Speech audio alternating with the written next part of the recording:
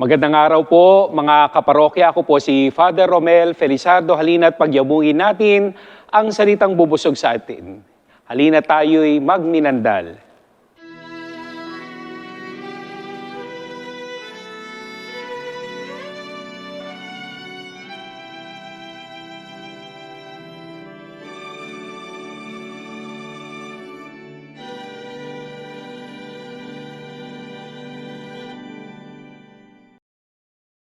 Ano nga ba ang Ash Wednesday? Bagamat hindi po ito holiday of obligation, mahalaga po ito sa kalendaryo ng ating simbahan dahil ito ang hudyat ng pagsisimula sa panahon ng Kwaresma. Ito ang simula ng pagbibilang natin ng 40 days bago natin ipagdiwang ang linggo ng Pasko ng Pagkabuhay. Hindi po ito kasama sa bilang ang mga linggo ng Kwaresma dahil para sa ating mga Kristiyano ang bawat araw ng linggo ay isang pagdiriwang ng Pasko ng Pagkabuhay. Ang kulay na ginagamit sa panahong ito ay violet o purple, simbolo ng pagbabalik loob natin sa Diyos. And what are the ashes all about? Ipinapahid natin ang krus na abo sa ating noo bilang tanda ng ating pagbabalik loob sa Diyos.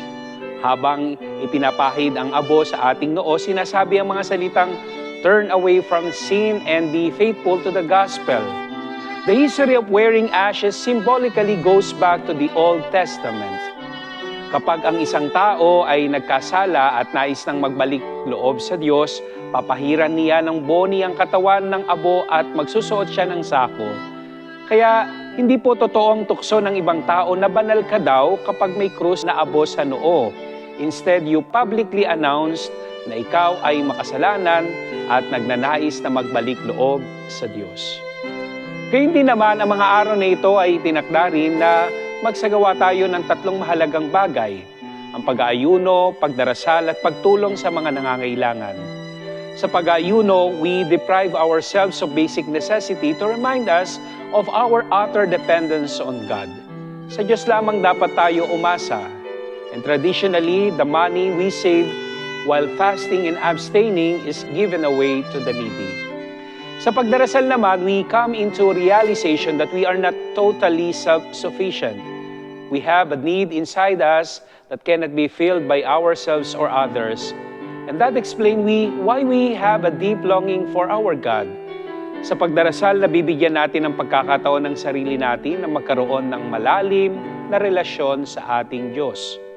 Sa pagtulong naman sa kapwa, naunawaan natin na ang Diyos ay mabuti dahil ibinibigay niya sa atin ang lahat. Ngunit anuman ang natatanggap natin sa Kanya ay hindi lang para sa ating kapakinabangan. Ito ay dapat gagamitin din para makatulong sa kapwa. Nagiging daluyan tayo ng biyaya ng Diyos nang sa gayon ay magdala ito ng ibayong pag-asa sa ating kapwa. Subalit, pinapaalalahanan tayo ng ating Panginoong Hesus tungkol sa kalinisan ng intensyon sa paggawa natin ng mga bagay na ito. Dahil kung hindi malinis ang ating hangarin sa mga panlabas nating ginagawa, hindi ito masasabing banal. Wala sa panlabas na ginagawa ang sukatan ng kabanalan ng isang tao, kundi na sa kanyang malinis na kalooban. Hilingin natin sa Diyos na pakabanalin niya tayo sa anumang ating gagawin ngayong panahon ng Kwaresma. Amen.